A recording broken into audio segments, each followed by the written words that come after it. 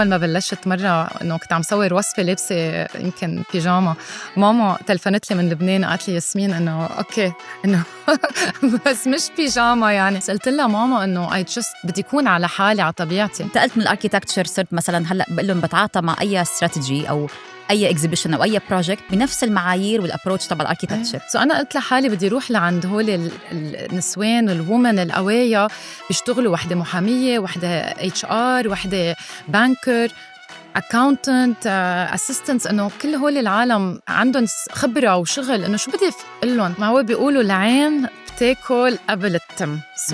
أنا لإلي هلأ الفليفرز كتير مهمين، بس الشكل كمان كتير مهم. ياسمين إذا بأي وقت بلزمك انترن حدا يشتغل معك إذا عندك أكل زيادة في البراد ما عم بيطلع بليز مرحبا. بتمنى تكونوا قضيتوا صيفية حلوة. معكم مي بربر وبرحب فيكم بحلقة جديدة من بودكاست The Creative Hustle عجلة الإبداع.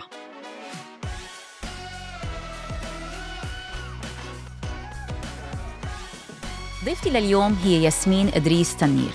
ياسمين هي فود ديزاينر وريسبي ديفلوبر. حكينا بمواضيع كتير حلوة وبتفتح النفس حقيقة عن مشوارها بتصميم الطعام، كيف قدرت توصل لشراكات عالمية بهذا المجال، وإنه في أكثر من طريقة لتحضير البافلوفا ومن بيناتهم طريقة فيجن. ياسمين ثانك يو كتير لوجودك معنا ب The Creative Hustle. يعني thank you for having me. بدي أقول لك أول شيء، بتتذكري إمتى أول مرة التقينا؟ أوبس، أعطيني هنت. أعطيكي هنت، رح أقول لك اسم داليا العلي. كان عندها كانت عاملة فطور أو غدا، كان في إيفنت. أوكي. وجيتي أنت وجايبة معك صينية بتشهي مثل العادة. أنت أكيد معودة دائما تشيلي أشياء ولا مرة يمكن إيديكي فاضيين وأنت رايحة على مكان. على فكرة كتير بحس يعني كهدية وقت الواحد يكون رايح عند حدا هدية معمولة بالبيت، بحس كتير هيك بتحمل مشاعر وحب وأفرت، يعني جهد. بحب كتير. بعدين أصحابي بيطلبوا مني بستحي إنه فكروا كأن أنا دايما عندي بالبيت أكل، بيقولوا طب ولو جيبي معك شيء.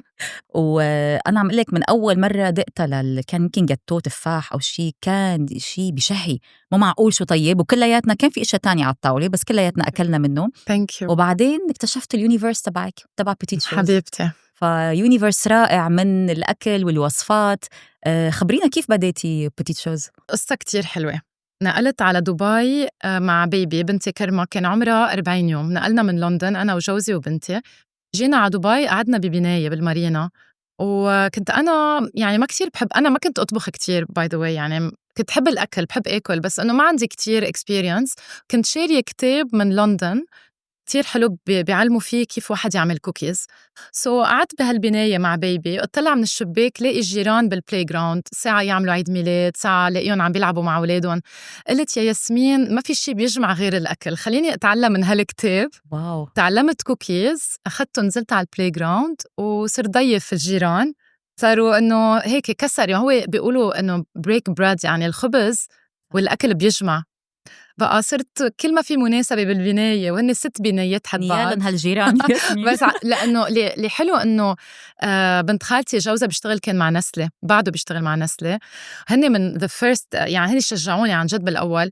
صرت أعمل الكوكيز مزينين وهيك. إجا خالد جوز ماي كازن قال لي ياسمين نسلة بدهم 2000 كوكي لعيد الفالنتاينز بوزعون على موظفينهم، فيكي تعملي 2000 كوكي؟ حكيت الجيران اللي هن صاروا أصحابي، وقلت لهم guys I have a challenge. هن كانوا أجانب وعرب وهيك، قلت لهم بليز بتساعدوني؟ قالوا إيه أكيد.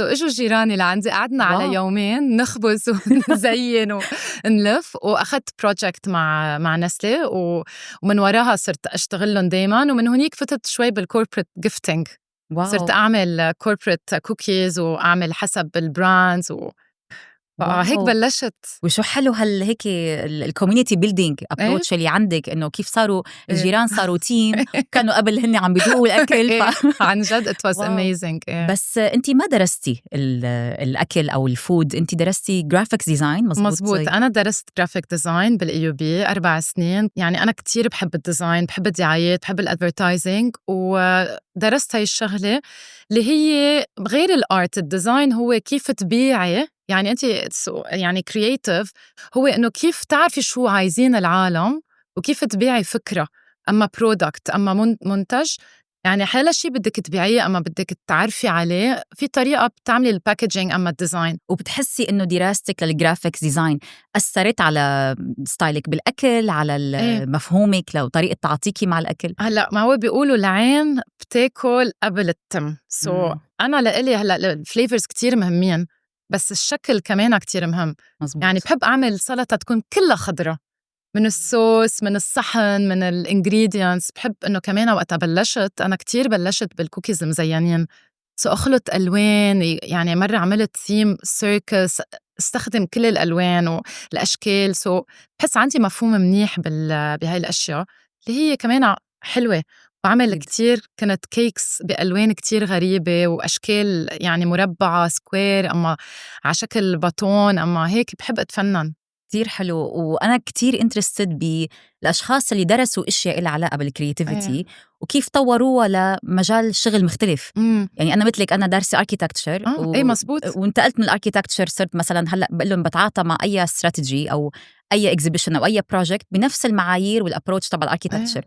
فلا عم بسمع منك كمان نفس الشيء، إنه الجرافيكس ديزاين والتنسيق الألوان والأشكال كله بيأثر عليك كتير. ما هو حتى أنت وأنا بفتكر دارسين history of art. مزبوط. يعني هو كتير في culture وفي كتير إنه بدك، يعني إذا بدك تعملي بيت لعالم بدك تفهمي إنه كيف هالعالم بتفكر كيف بتحب تعيش. إذا أنا مثلا كمان بدي أعمل أكلة مثلا أما وصفة جديدة بدك تعرفي إنه كيف تو باكجت، كيف تبيعيها، شو العالم شو اللي بيحبوا شو اللي كله. أنا بحس it's creative and it's design. وعلى السوشيال ميديا يعني أنا بصور أنا وبعمل editing أنا، ويعني بشوف كله الإضاءة انت كيف يعني كل شيء أنا بحب أعمله. واو كتير حلو. رح نحكي هلا كمان شوي على السوشيال ميديا. لانه انت اخترتي خط مميز ياسمين. بتذكر طبعا بعد ما اكتشفت اليونيفرس تبع وصفاتك جربت شوي، ما رح يطلع معي مثلك لا صراحه. بس فمره هينين بعثت لك قلت لك ياسمين انه كتير هذا الجاتو ممكن وصيه، فقلت لي نو انه انا ما بعمل كيترينج، بس يو كان تراي الريسبي سهله وهيك. فقال انه لا ما رح تطلع مثلك. شوفي هلا تو بي اونست أنا إجت فترة كنت أعمل كيترينج قبل الكوفيد، يعني كتير بحب. بس بعدين حسيت إنه من قلب البيت يعني منه يعني the perfect set up. وعندي 3 أولاد، حسيت إنه يعني البيت والكيترينج وكون موجودة على الويك اند بيرثديز، يعني حسيت إنه منه الوقت مناسب. اوكي. بس عملت شيء هديك السنة كتير حبيت. في رفيقتي دانا اسمها عارتني سبيس بمطبخها، وعلى سنة عملت بافلوفاز من مطبخها. واو هاي أكلة كتير صعبة تنعمل البافلوفا. بقى ساعدتني بهاي الاكسبيرينس، وكنت عم بعمل اوردرز والحمد لله it was يعني a very nice experience.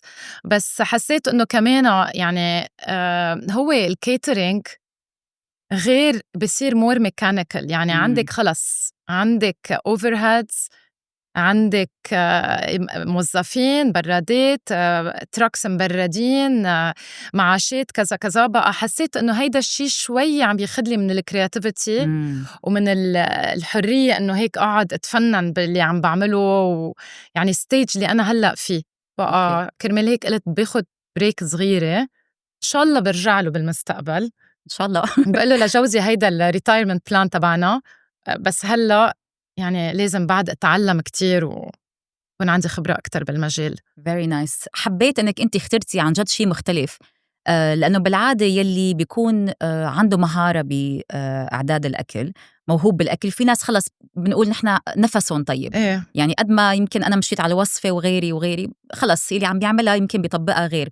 اليوم اذا بنشوف شخص شاطر او عنده هالمهاره، شو هي الخيارات ككارير المتاحه قدامه، سواء شيف او يمكن مثلك بالكونتنت، او شو بتحسي؟ انا بحس انه الواحد اكيد يعمل شيء بحبه.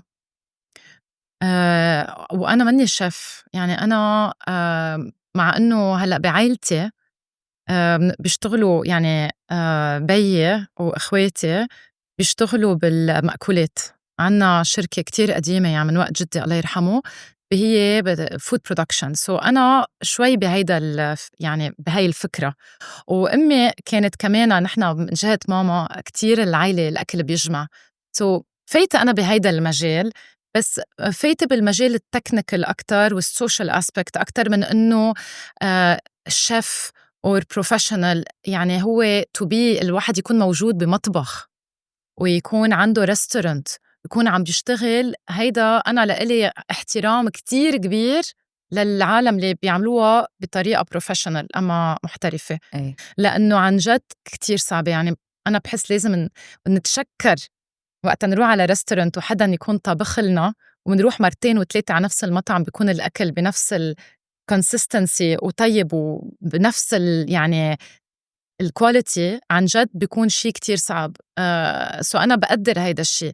هلأ بالنسبة لإلي اللي عنده باشن مثلي، يعني يبلش يعملها لحاله، يبلش يعملها لأصحابه، يبلش يخترع ويكتب الوصفات تبعوله ويتعلم.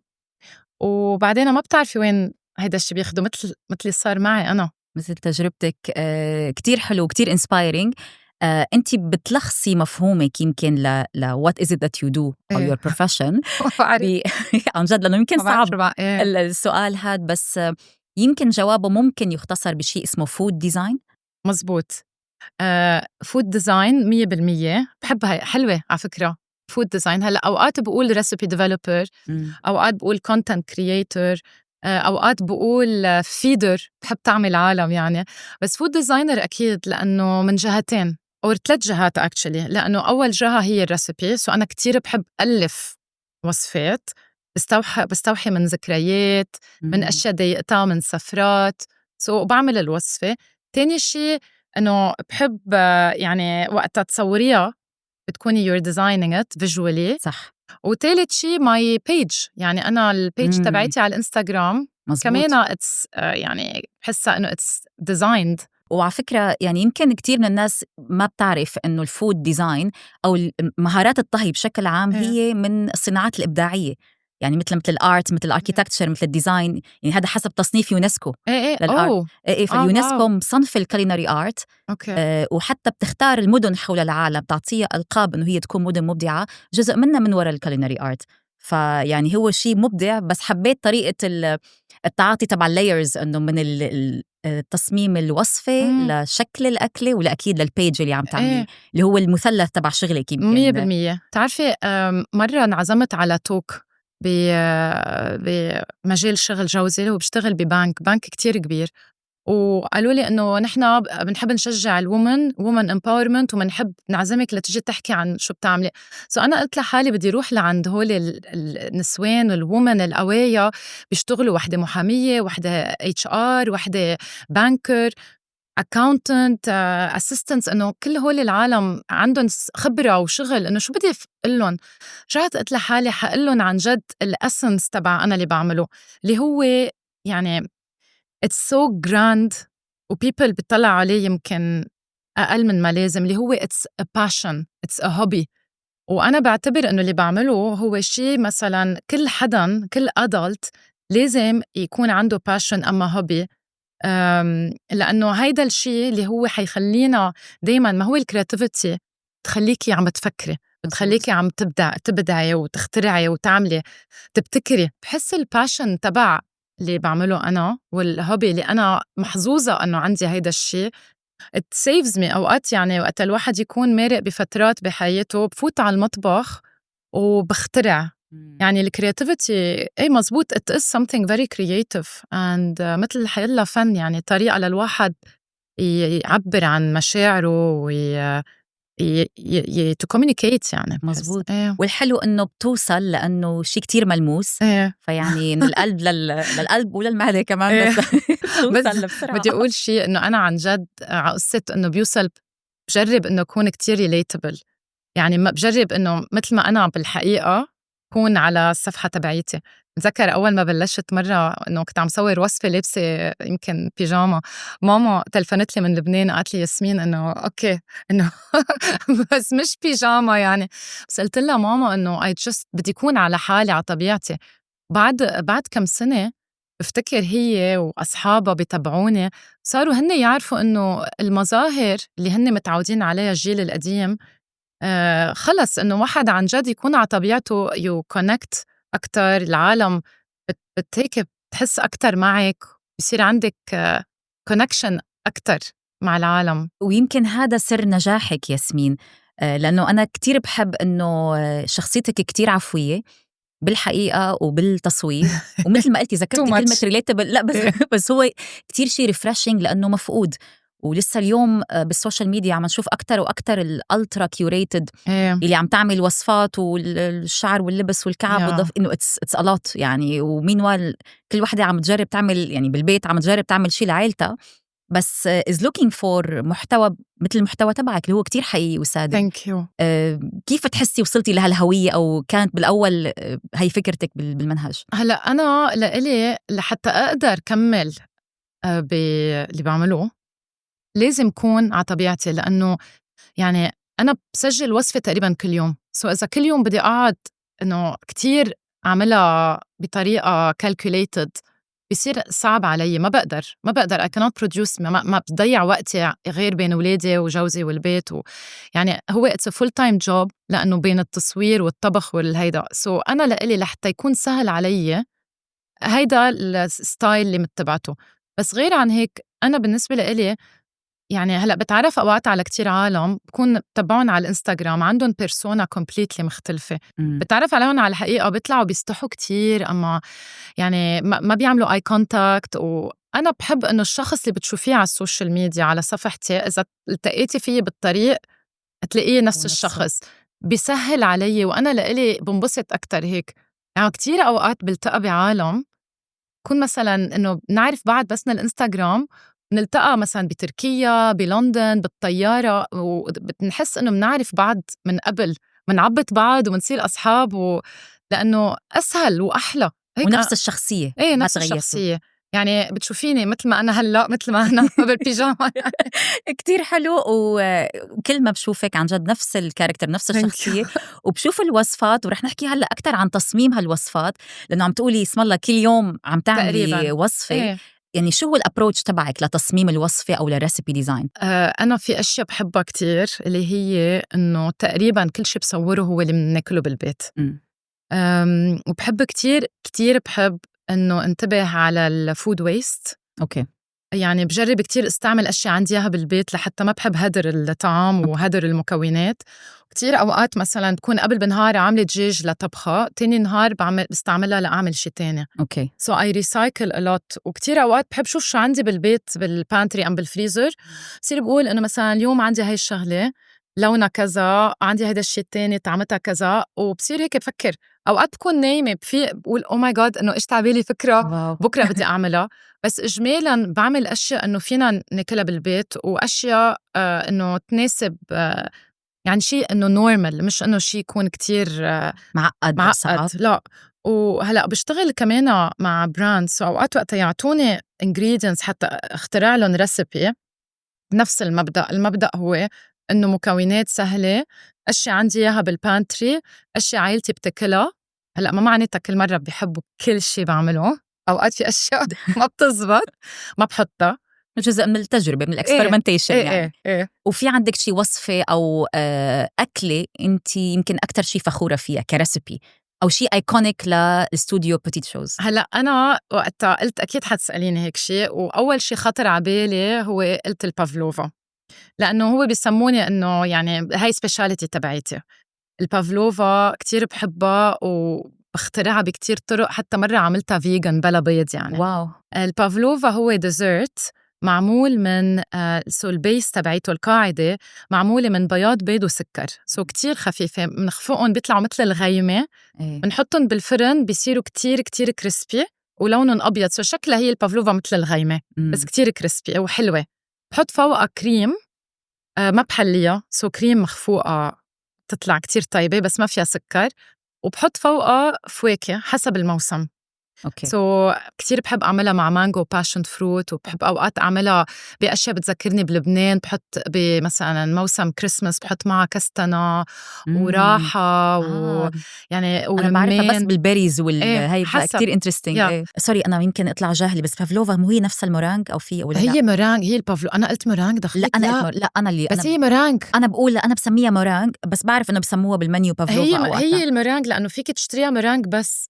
وبعدين أحس إذا عليها كريم وفروت بتصير بافلوفا. أيوة بتصير بافلوفا. هي مورانج. هاي هي اختصاصي، يعني هاي اللي كنت البروجكت اللي عن جد يعني حلمي بالحياة. بس مرة عملت شيء كتير حبيته، وكتير أخد سكسس.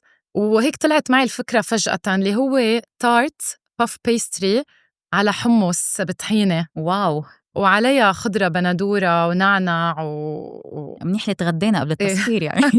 هاي حبيت إنه اخترعت شيء وكتير عالم من يعني all around the world حسوا connection لهيدا الشيء، وهيك بتكليه وبيقرقش وبيهرهر وكتير طيب. هاي كتير حبيتها هاي الوصفة. كتير حلو. ياسمين، إذا بأي وقت بلزمك intern حدا يشتغل معك إذا عندك أكل زيادة في البراد ما عم بيسع بليز. سوري جاي إيدي فاضية باي ذا واي. عم بمزح معك، لا بالعكس، إن شاء الله هيك بصير في عندي سبب تاني لأرجع ألتقى فيكي. بدي أسألك هلأ ياسمين على الترندز اللي عم نشوفها اليوم بالماركت. فيمكن لاحظنا من كوفيد ومن بعد كوفيد في كتير زيادة لموضوع الويلنس، الكلين ايتينج، الهيلث اند فيتنس، حتى الويت لوس والأوزمبيك والهي كمان on another route، بس كمان نفس الأمبريلا يمكن تهدف لنفس الأوبجيكتيف.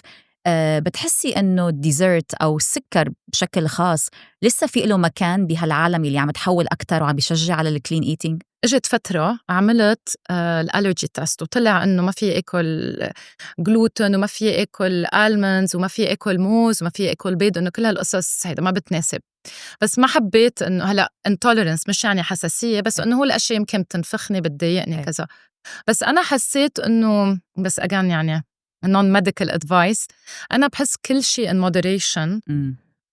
الواحد بياكله باعتدال، وبالأخص الدايت الميديترينيان تبعنا اللي هو حوالي الخضرة والفواكه، الزيتون، زيت الزيتون، يعني دجاج ولحمة وسمك، إنه هالقصص، ودبس مثلا دبس الخروب، التمر، الناتس، بحس إنه هالقصص صحية. هلأ الواحد أكيد بده يتحرك وبده ياكلها in moderation، وأكيد ياكل خبز وأكيد ياكل كيك. هلأ أنا كيف بشجع ولادي وعلمهم إنه دايماً منبلش بالسلطة وبعدين عم ناكل المين ديش، وإذا بنحب ديزرت ناكله ورا الأكل، مش ناكله يعني بآخر الليل or whatever. بس ما يعني بشجع إنه الواحد ما يقطع شيء من الدايت تبعه، بس ياكل باعتدال ويتحرك.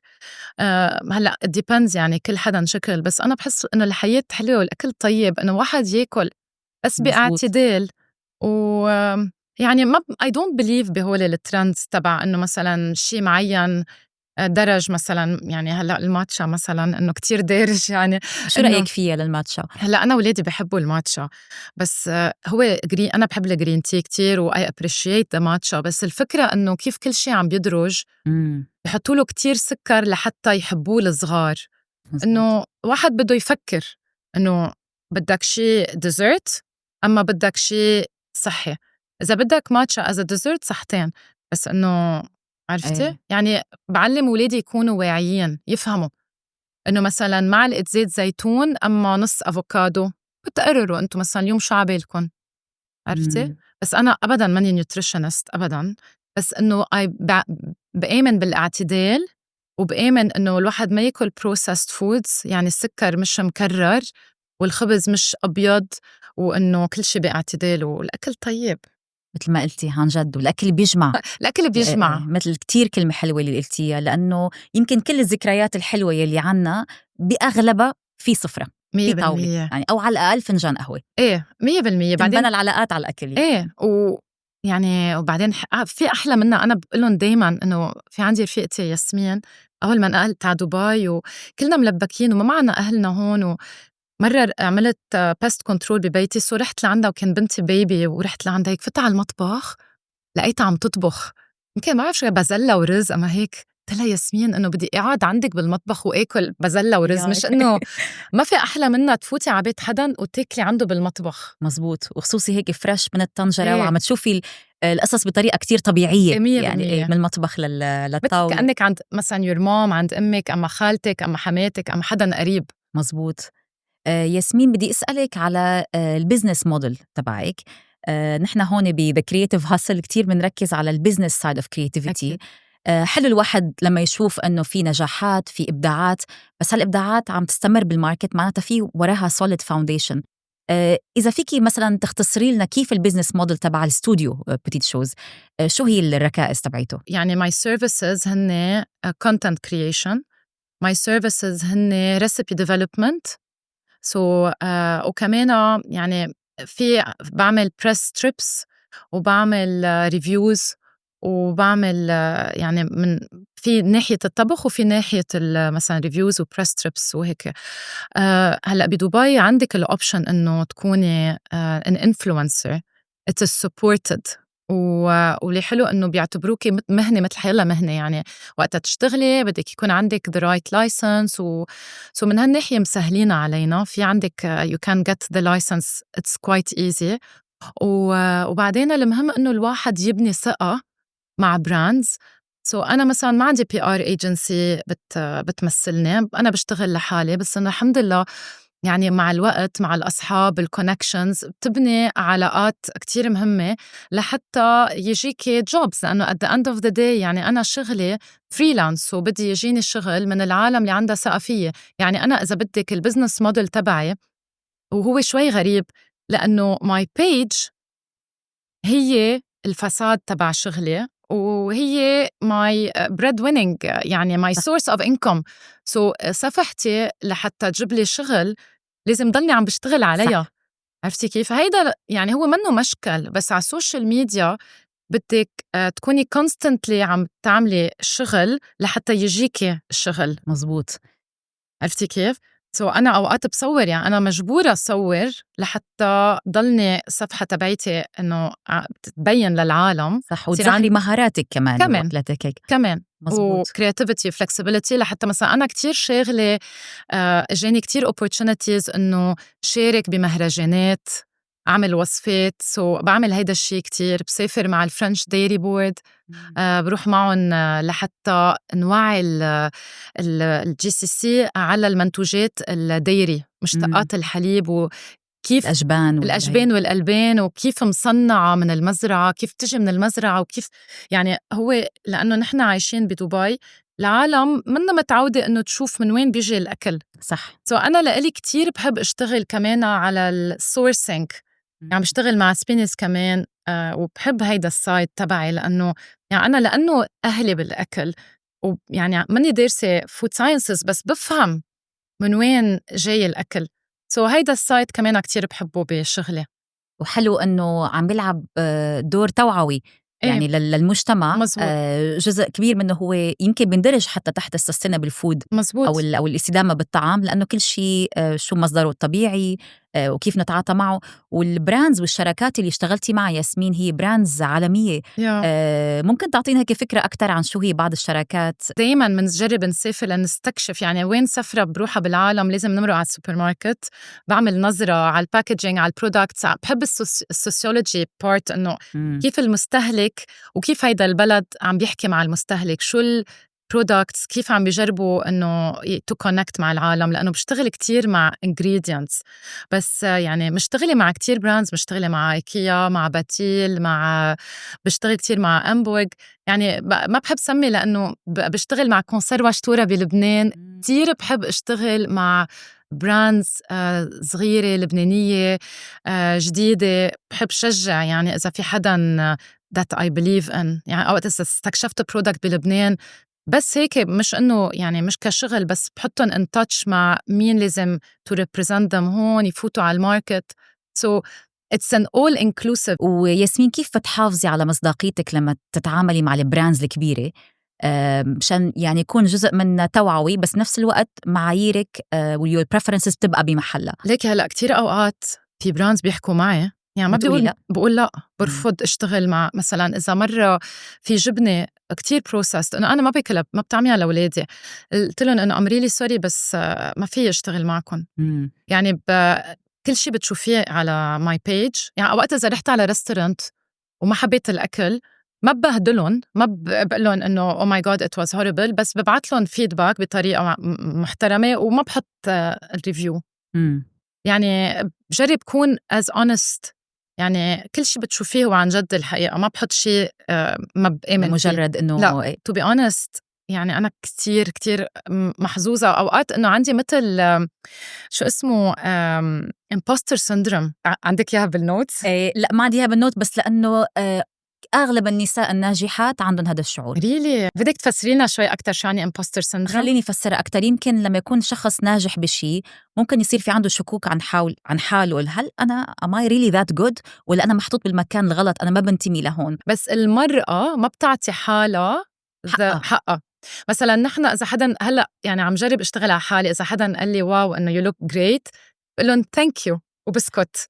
ما بعد بقول بس لا ما زابطة كذا ما أدري شو، إنه إذا قالوا لي شو حلوة هالوصفة بقول لهم شكرا ميرسي. مزبوط.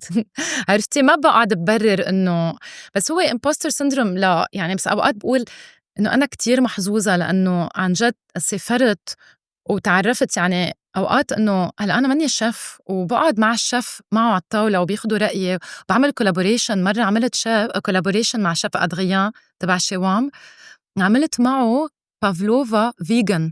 واو. اشتغلت معه على ريسيبي شو عملنا حطيته بدل بياض البيض؟ مية الحمص واو. أكوا فابا. اوكي واو. بقى أنا يعني صار لي زمان عم بشتغل بهالمجال، صار عندي الحمد لله إنه knowledge عندي، يعني بعرف وصاروا يعني بنوجد مع الشيف بقدر أحكي معهم على المستوى تبعهم. هيدا الشيء أنا لإلي كتير بنبسط، بقول لحالي هيك إنه برافو ياسمين طبش على داري. عن جد ولازم على طول هيك كل يوم تذكري حالك. بس وبحس إنه كمان غير إنه هو الهوبيز، الواحد يكون عنده passion شي بيعمله شغف كتير مهم بالحياة كتير، وبيوصل وبيبدع فيه. وأحلى شيء بهذا كله إنه عم يوصلنا بشكل كتير عفوي وكتير حقيقي، اللي اليوم يمكن عن جد مفقود شوي. يعني نحن نشتاق كتير إنه نشوف نماذج لنساء ناجحات بمجالهم، بس كمان مثل ما قلتي ريليتابل، بيشبهونا.